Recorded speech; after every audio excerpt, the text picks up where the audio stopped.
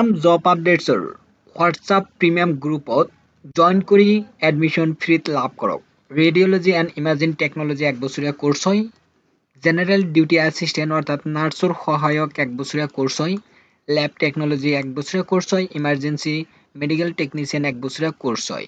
12 পাছ আৰ্টছৰ ছায়েন্সৰ কমাৰ্চৰ ছাত্ৰ ছাত্ৰীয়ে এই 1 বছৰীয়া ডিপ্লোমা কোৰ্চত এডমিশ্যন ল'ব পাৰিব। যদি ছাত্ৰ ছাত্ৰীয়ে হোৱাটছআপ প্ৰিমিয়াম গ্ৰুপত জইন হয় সেইসকল ছাত্ৰ ছাত্ৰীক লৈ দিয়া হ'ব ফ্ৰীতে এডমিশ্যন। বহুত কম খৰচত কোৰ্চ কমপ্লিট কৰিব পাৰিব।